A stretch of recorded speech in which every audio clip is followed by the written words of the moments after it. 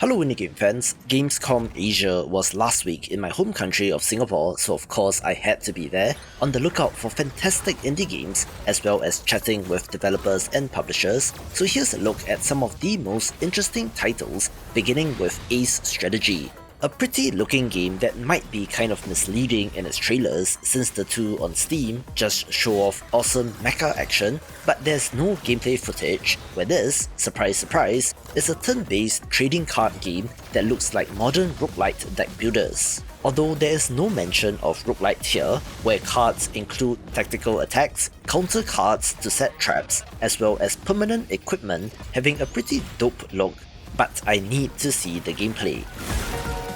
Another title that looks very cleverly designed is Cassette Boy, a self-styled puzzle RPG that draws upon quantum mechanics, where the world changes when you are not looking, which could lead to some interesting puzzle design. While it looks like a 2D title, this is actually in 3D and you have control of the camera, being able to rotate it to cause objects that are out of your sight to vanish, which then leads to puzzle solutions and exploration. As such, this is very Fez-like in nature, and does have that original Game Boy inspired colour scheme which looks cool, although the character does kind of vanish when you walk onto the white colour environment, but still, it looks like a head scratcher worth a look.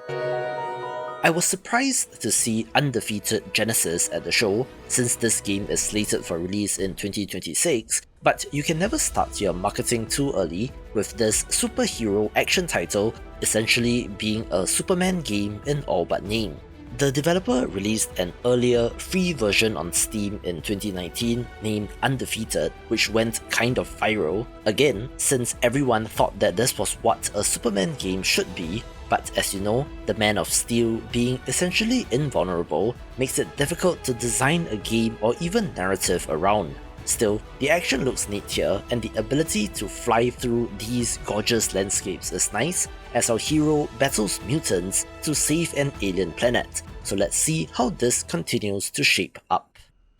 An absolutely adorable title that got my attention is Nif Nif, a roguelite deck builder in which you play as a pig, having to save his friends when a mysterious evil mud invades the forest. This is a cozy deck builder in that while it technically has quote-unquote combat, what you are doing when defeating enemies is cleaning the gunk off them and then freeing them from their sticky situations. You can use a variety of cleaning equipment like tissues, sprays, cloths and more on your enemies, and can even grow soup ingredients to make soup for special power-ups. The art, of course, is adorable and goes to show how you can still innovate with a different framing for games in this genre. A cool looking action roguelike title is Dive the Depths, an underwater themed title in which you are diving deeper and deeper into the ocean to uncover its secrets. Thalassophobia, or the fear of deep bodies of water, is very real, and you get a glimpse of why that is here, since the deepest, darkest parts of the ocean are still a mystery to us, and literally anything could be there. Of course, in video game form, this plays out in the form of intense boss battles of an almost bullet hell-like quality, reversing the trend of Vampire Survivors style bullet heaven titles where the spam of projectiles are actually fired at you, having a neat if more simple visual style but does seem okay. Another roguelite deck builder of interest is Dala and the Cursed Forest, one that comes to us from a team of just 2 people out of Thailand, which is impressive, 1 programmer and 1 artist/game director, where the look of this game really is quite impressive. Of course, this is inspired by Ori as well as Slay the Spire, where our heroine can transform into 4 different special forms to take on enemies, which is their gimmick, along with card fusion, so it has a different take on the deck builder. Also, they have added a dose of their own culture by including Thai food as power-ups like mu ping and Thai basil minced pork rice, which is always nice to see.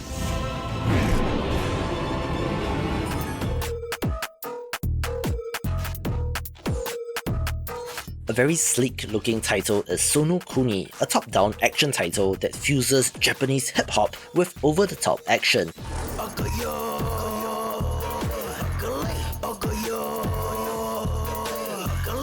oozing all kinds of style in this biopunk world. This is very Hotline Miami inspired, with one-hit kills and death, as well as instant reset, only with a different kind of setting which is cool and weird, where you have an attack, a spin move to deflect projectiles, as well as the ability to slow down time. It might have been the build that I was playing, but the action wasn't as fluid as seen in the trailer, so I would wait for a more final version of this before passing final judgment, where the developers were not at the show, but I happened to see this playable and completed a few levels of this. A very neat looking title that mixes and mashes genres together is Nientum Op.ZERO, a 2D action platformer with auto-runner, RPG, and even some rhythm game-like elements as well. It is kind of meta in that it has two characters who lost their memories and their stories are told in the form of a theatrical play like the beat-em-up Foul Play, but plays largely like a side-scrolling platformer. This is from a Korean developer who is best known for rhythm games, so you can see that influence here, and overall looks like a pretty polished title with interesting gameplay variety.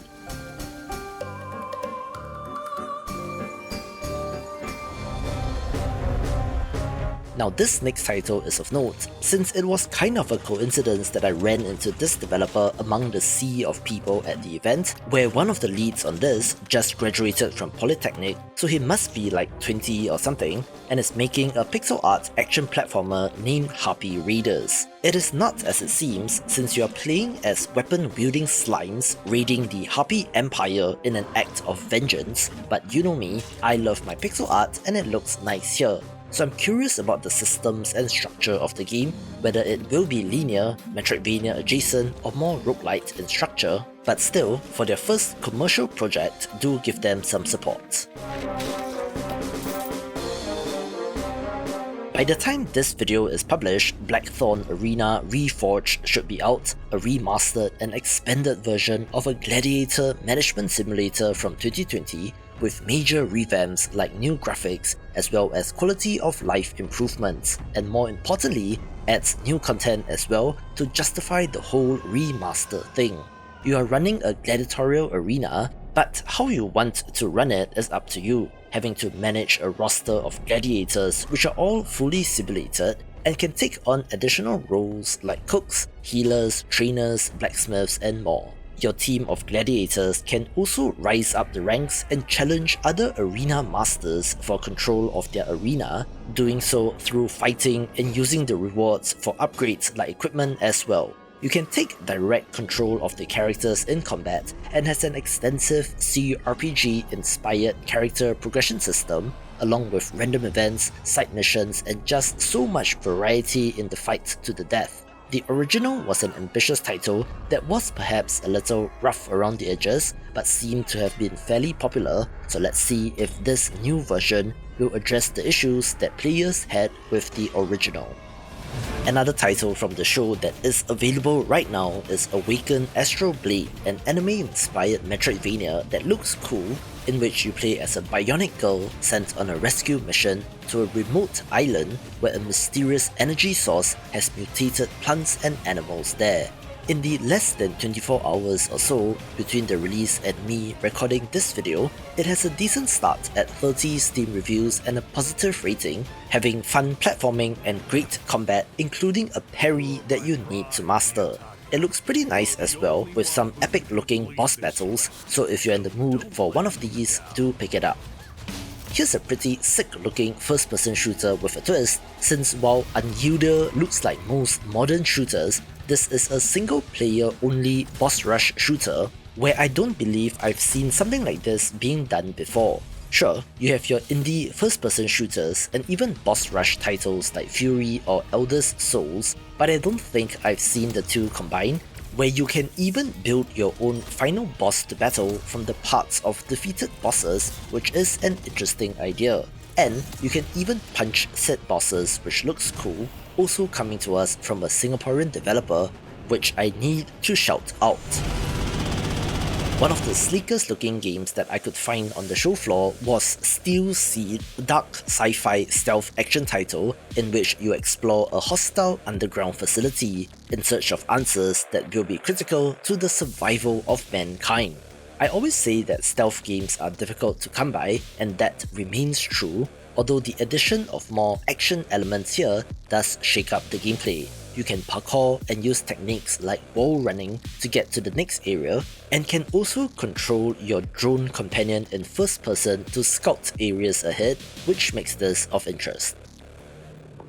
Indonesian developer Toge Productions have been on a roll, being one of the biggest success stories to come out of the region, with one of their next titles being Whisper Mountain Outbreak, an isometric PvE co-op survival horror title which is set in 1998. An ancient curse has been unleashed, releasing a mysterious fog and trapping the human survivors on a mountain, now having to work together in order to survive. At its core, this has survival horror elements like exploration, searching for key items, clues, and solving puzzles in order to escape. But of course, you will run into the undead and monsters while having to carefully manage your supplies like ammo. Staying together is key to survival since you can revive downed allies, but of course, spreading out will allow you to cover more ground more quickly, and looked pretty impressive on the show floor when I'm interested to know how much replayability or level variety there will be. A returning entry from last year is Light Odyssey, a 3/4 view Souls-like boss rush title in which you play as a tiny player character taking on monstrous bosses. This game is pretty much all art style, which is difficult to get right since it largely uses black, grey and white, where the strategy that worked for me in the demo was to keep at range and firing off projectiles with the occasional dashing in to get a few melee swings off. There are also puzzle elements and some sort of glyph-based language which I think you will be able to decipher, and since we last spoke, they have pushed their release date back to 2025, but from what I played, the core systems are there and should be good. The latest entry in the frustration platformer subgenre is Egging On, one that, of course, uses one of the most obvious protagonists for a game like this in a flimsy egg, which will, of course, break if it falls from too great a height. As compared to the pixel art of Fall Damage, this of course takes place in more realistic looking environments, starting off in your daring escape from a henhouse to eventually a shop, a kitchen and other areas. Interestingly, the game does account for the physics and structure of the egg, allowing you to jump higher when you roll onto the tip of the egg, which is presumably structurally stronger. Don't fact check me on that since I'm not an engineer. So it's the little tweaks like this that makes it stand out and looks like another potential hit for this kind of game. I've had my eye on Urban Nif Dissolution Center for a little while now, since this is a gorgeous pixel art title, and most interestingly, it's a detective mystery title with a dose of the supernatural. There are dimensional anomalies that you need to deal with, taking on cases which involve these strange creatures or even cursed objects, mixing detailed pixel art characters with a more stylized presentation in the side-scrolling in-game world. So if you love your spooky, supernatural Japanese horror titles, this is one to get.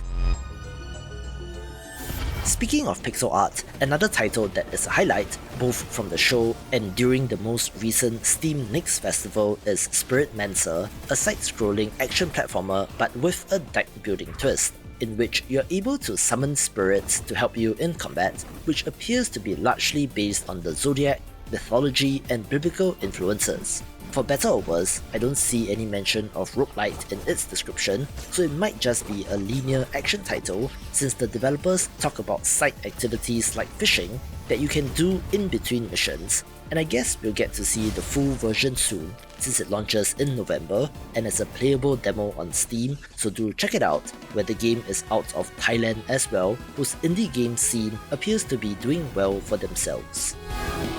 Another returning entry from last year is Everdeep Aurora, an exploration adventure platformer with some Metroidvania elements that stars a cat who is searching for her mother who went missing. I managed to chat with the publisher of this game for a little bit and got some questions answered, since the main mechanic here is to use your drill to dig deeper with upgrades that allow you to drill through harder bedrock, for example. So if you don't have the right upgrades, you might get stuck, especially if you just dig vertically downwards with no consideration of how to jump out of said hole. But luckily, you can call for rescue to take you back to a fixed point, and also does not have any combat, but it looks awesome and should be a joy to explore.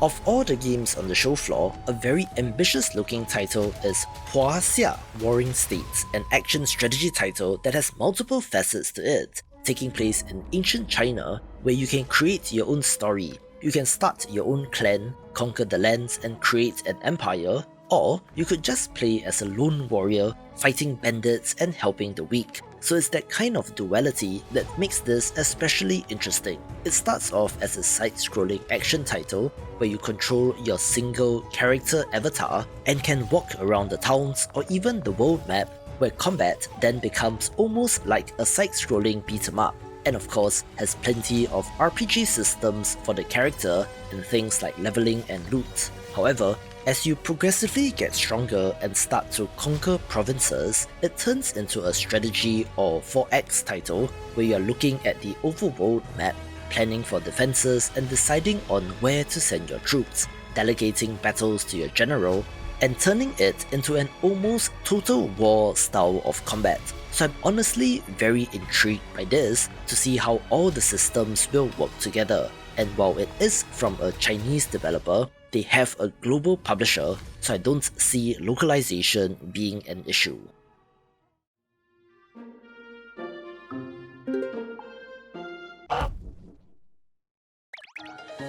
Another title with kind of a heartwarming backstory is Lost and Found Co., an adorable point-and-click hidden object game where you are searching the map for objects in that very casual game kind of way. One of the lead developers saw his mother, if I recall correctly, playing something similar on mobile, and you know how exploitative mobile games can be, and thus decided to make a PC version, with the art, animation and sheer vibrancy of this game being excellent, recently crossing the 100,000 Steam wishlist number, so there is a substantial amount of interest in this.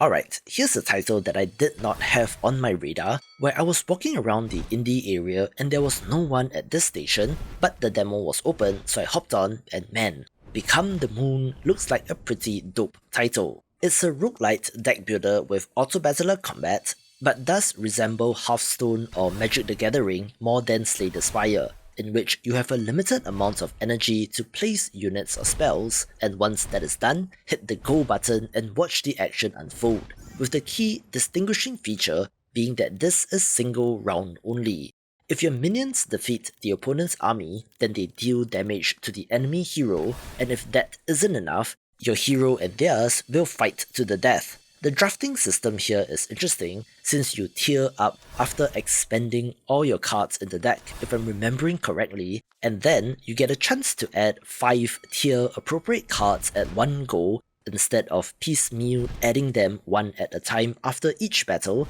so it's a pretty cleverly made game with an almost Adventure Time kind of art style, and hey, your ultimate goal in this game is to get so powerful that you literally become the moon, so of course this gets on my wishlist. Continue their attack of the remaining ULC soldiers stationed in the colony. I started the video with Giant Max, so if you love those, here's another one in Krieg's Front Tactics, which is set in an alternate history version of Southeast Asia in the 1970s, a period of tension due to events like the Vietnam War, the Khmer Rouge in Cambodia, the Indonesian-Malaya conflict, as well as communist insurgencies, but in this version, you play as the commander of a mecha squad sent behind enemy lines in the Southeast Asian jungle. Of course, the most direct comparison would be Front Mission, also a tactics title with giant robots, but this does have a more stylized, almost PS1 era look to the visuals. It's also XCOM-like as well, since I saw a button to enable Overwatch, but come on, giant mechs blasting away at each other is awesome, and if you're curious, there is a free prologue version on Steam, so you can go play that right now. Just a quick one here in Mandragora, pretty much a no-brainer pick since its demo was excellent and there was a queue to try it on the show floor, where they went all out with this giant werewolf statue thing, and it was cool, so yeah, very hyped for this. Alright, I'm gonna gush about this one, not just because the people at Spring Loaded seem very nice, but because what they're trying to do with Let's Build a Dungeon seems downright insane, which is why it's worth a mention. The follow-up to Let's Build a Zoo looks like another pixel art tycoon game, but where you're building an MMO instead, having to attract virtual players to spend time in your game and to keep them happy with content patches and updates, down to designing the town, the overworld locations like fishing spots, and of course the dungeons themselves, and populating it with monsters. Then, you can play the MMO you built as a player character, and also, you are running the game studio making the MMO, including hiring staff members, marketing the game, dealing with Steam's back-end, emails, organization structure, and all the analytics that go along with it. And it is not just limited to a WoW or EverQuest style of high fantasy MMO, but also allows for anything to be built, from sci-fi to cyberpunk to even a cozy farming MMO. And seems like the magnum opus of studio lead James, who has been in games for like 25 years or something, so for the sheer ambition and scope alone, this gets top billing. Watch this video for more of the best pixel art games.